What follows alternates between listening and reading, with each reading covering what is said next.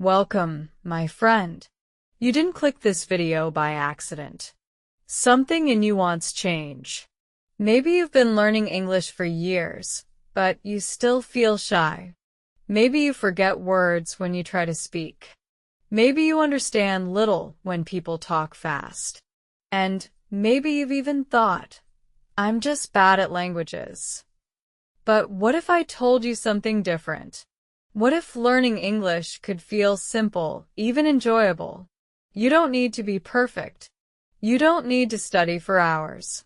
You just need the right steps.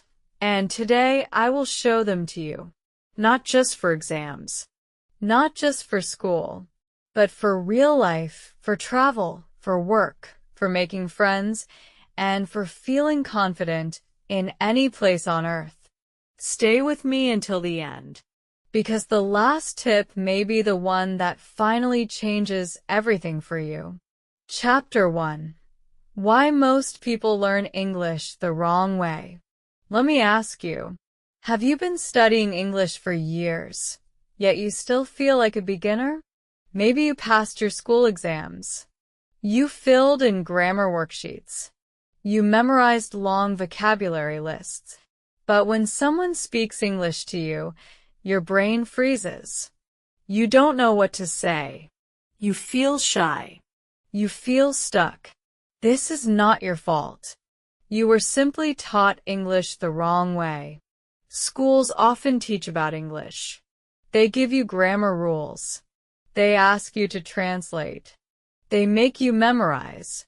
That's like learning about a bicycle, how the pedals move, how the wheels turn, but never riding it. You can study the bike for years, but until you ride, you cannot balance. The same is true for English. You don't just need to learn about it. You need to use it. You need to hear it. You need to speak it. You need to make mistakes and learn from them. I once had two students, Rina and Ahmed. Both had studied English for 6 years. Both could pass exams. Both had perfect grammar on paper, but they couldn't speak. Rina told me, I feel like I know English in my head, but I can't say anything. Ahmed said, when I try to speak, I forget everything. I feel stupid. They weren't stupid. They were just taught the wrong way. I told them something shocking. Stop studying grammar. Yes, stop. I gave them short stories to read, slow English videos to watch. I asked them to listen, read, and speak a little every day, only with things they liked. No pressure. No tests. After 3 months, Rina said, I can speak now. Not perfectly, but I'm not afraid anymore. Ahmed said, now I understand people when they talk. I don't translate. I just understand. What changed? They stopped treating English like a school subject. They started living in it. You don't need to speak like a native. You just need to improve little by little. So take a deep breath. Let go of the fear. Let go of the stress. This is not school. This is your life. Chapter 2. How to start even if you know nothing. Maybe you open a grammar book and close it after 5 minutes. Maybe you try a video and it sounds like noise. Maybe you think, how can I start if I understand nothing? Here's the good news. You don't need to start with grammar. You don't even need to understand full sentences. You just need a small, simple beginning. Start with easy materials. Short beginner stories. Simple videos made for learners. This is not weakness. It's the smartest choice you can make. Think of English as building a home. A home starts with small bricks. Your job is to place 1 brick each day. Change your phone to English. Put a sticky note on your mirror with good morning. Watch a 1-minute English video at breakfast. Say 1 English sentence before bed. Learn 10 phrases first. Hello, my name is. I live in. I am learning English. I like. I don't like. I am happy today. I am tired today. I want to eat. What is this? Thank you very much. These are your first tools. With them, you can already speak. You don't need big words. You just need useful words. Chapter 3. Listening comes first. How do babies learn? They listen for months before they speak. Their brains absorb rhythm, tone, and sound. If you want to speak well, you must listen first.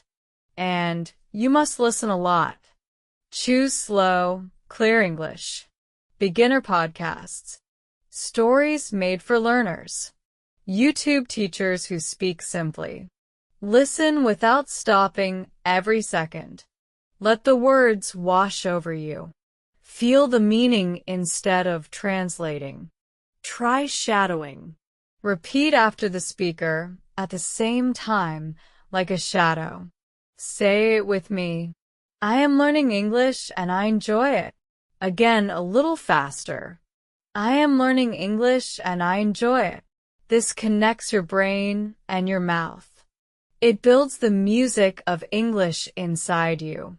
Chapter 4. Read more, remember more. If I could give you one superpower for English, it would be reading.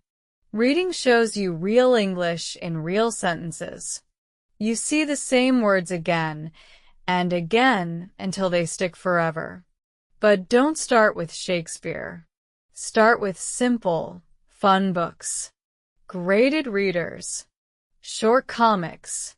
Children's stories. Fun books make you read more. Reading more makes you learn more. One of my students, Carlos, hated grammar. I gave him a short crime story. He read it. Then another. Then another. A month later, his speaking and grammar improved without study.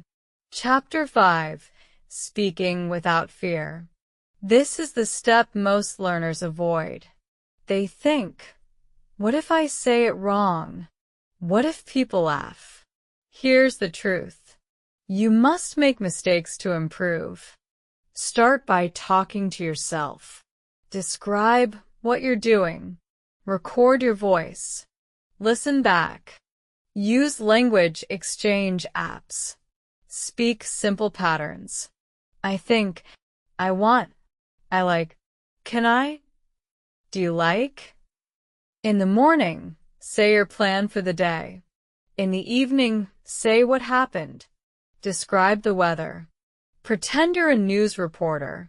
It may feel silly, but it works. Because when you speak more, fear disappears.